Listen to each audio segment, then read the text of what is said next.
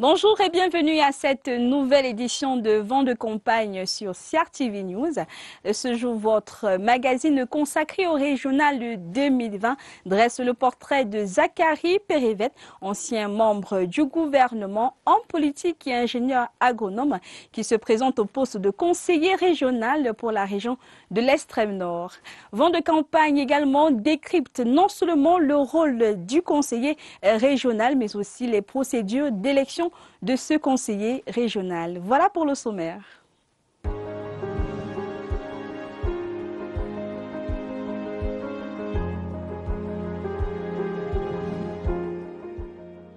Et tout de suite, nous vous présentons l'actualité du jour pour tout ce qui concerne les régionales 2020 au Cameroun. C'est avec Arlette Essou. Le Rassemblement pour le progrès et la démocratie, RPD, est à la conquête des sièges au conseil régional. Ces opérations de charme auprès des conseils municipaux alternent entre messages radio-télévisés et descentes sur le terrain. Des stratégies poursuivies ce vendredi, 7e jour de campagne électorale au Cameroun. Avec quelques 200 conseillers municipaux, le PCRN de Cabral-Libye s'est lancé en campagne. Objectif, grappiller tous les sièges de conseillers régionaux dans les 5 régions où la formation politique est en course. Ce vendredi, le parti fait la ronde de quelques circonscriptions administratives. Si le RDPC continue de s'afficher dans plusieurs localités du pays, c'est ce vendredi en Guelmendouga, dans la région de l'Est, que le président communal de campagne a donné le kick-off des opérations de séduction. Les représentants du commandement traditionnel ont en tout 14 045 électeurs à convaincre sur l'ensemble du triangle national. Dans l'Anvina, le Lamido de Ngaoundéré en quête de voix se dévoile ce vendredi auprès de ses pairs dans l'arrondissement de Martap. Rien n'est encore joué de part et d'autre.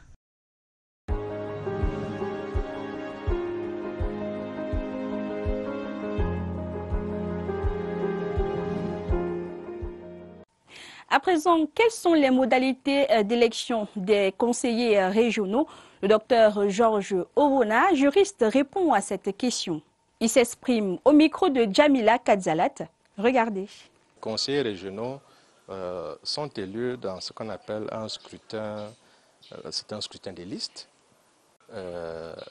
Il est mixte, c'est-à-dire que on associe à la fois le scrutin majoritaire et la proportionnelle en cas de partage.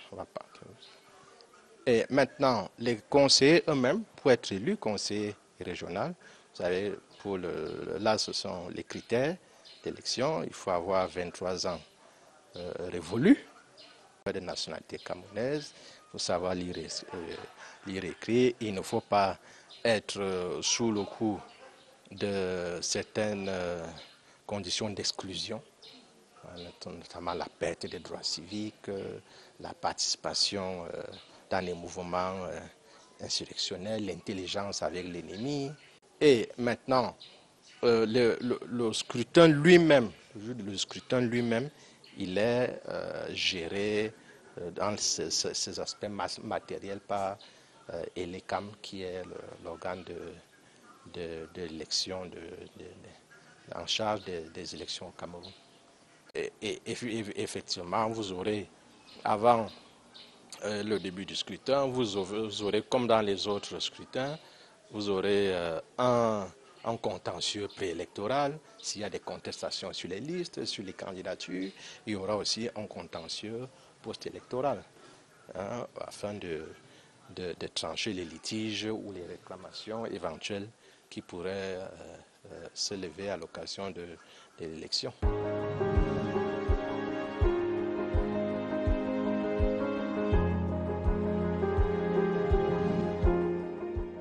Le portrait de Vent de campagne de ce jour met en lumière Zachary Pérévet, ancien membre du gouvernement, homme politique et ingénieur agronome. Il se présente au poste de conseiller régional dans la région de l'extrême nord. Son portrait est dressé par Daoud Mouliom. C'est un fils Mafar, candidat à la fonction de conseiller régional dans la région de l'extrême nord dont il est originaire. Zachary Pérévet est né en 1957 à Gouzda, C'est un homme politique, fervent militant et cadre du Rassemblement démocratique du peuple camerounais, dont il est membre du comité central. Zachary Perevet est un ingénieur agronome de formation à la base. Il a été secrétaire d'État, puis ministre dans tous les gouvernements entre 1992 et 2019. Le 8 décembre 2004, il devient ministre de l'Emploi et de la formation professionnelle. Ce sera son dernier poste ministériel, occupé jusqu'en 2019.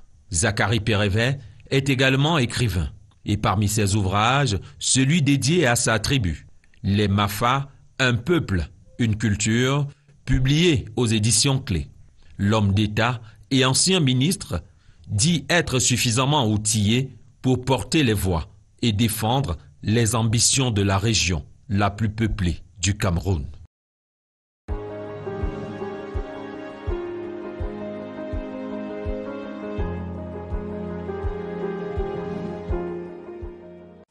Quel est le rôle du conseiller régional? Notre reporter Nadège Mbaema a promené son micro dans la ville de Yaoundé. Elle a recueilli les avis de quelques Camerounais. Voici leur réponse. Le conseiller régional, c'est celui qui s'occupe en principe il gère les problèmes de sa localité. Donc il est le représentant, ça veut dire que les chefs traditionnels sont en principe des conseillers régionaux. Celui qui gère la région. Je crois qu'à partir de là, le conseiller régional représente carrément le gouvernement au niveau de la gestion des infrastructures, de la collectivité et tout ça. Donc en fait, je crois que c'est ça le conseiller régional. De la gestion journalière qui sont en appui aux maires des communes. Leur rôle c'est en fait d'abord la surveillance et des propositions. Je ne sais pas comment vous répondre parce que là, je ne sais même pas si j'ai fait l'école pour répondre à ce genre de questions.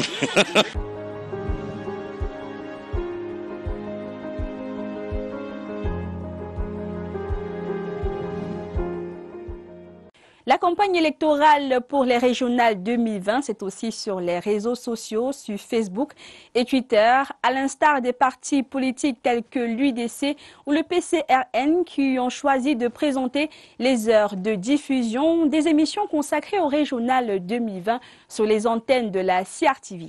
La campagne pour les régionales 2020 sur les réseaux sociaux, c'est Clara de Mahab, c'est signé. La campagne régionale se poursuit sur les réseaux sociaux. Les partis politiques communiquent davantage sur leur activité. Sur Facebook, le PCRN de Cabral-Libi invite ses partisans et sympathisants à ne pas manquer le passage de la tête de liste du PCRN sur les antennes de la radio nationale. Idem pour l'UDC. La page officielle de l'Union démocratique du Cameroun invite les internautes et les conseillers à suivre le passage de Thomaïnon Damdjoya, présidente nationale de l'UDC, au journal et dans l'émission réservée à la campagne des élections régionales sur les antennes de la CRTV. Quant au SDF, sur sa page officielle Facebook, le parti s'est contenté de partager le souvenir d'il y a 5 ans, souvenir de son passage à la CRTV à l'émission Espace Politique. L'UNDP lui a procédé à la publication de la liste de ses candidats, notamment dans le Mayo-Bagno et dans le département du Djerem, région de l'Adamawa. Quant au RDPC, sur sa page Facebook, l'accent est mis sur le déploiement de ses différentes équipes de campagne sur le terrain, notamment dans la région de l'Est, du Centre, de l'Ouest et du Nord. Le parti opte pour la mise en œuvre de la grande proximité prescrite par le président national dans sa lettre circulaire. Il est question pour le parti de rentrer en contact direct avec les conseillers municipaux et les autorités traditionnelles pour une synergie d'action.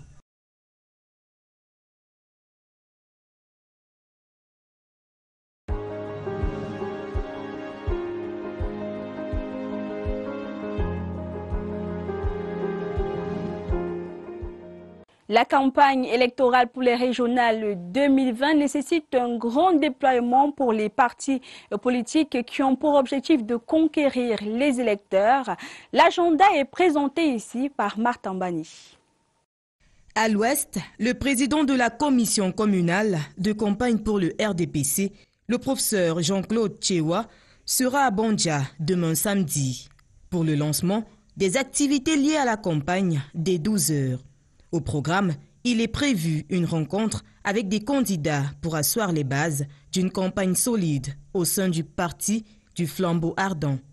Même exercice pour André Noualessiane, président de la commission communale de campagne pour le RDPC dans le Sud.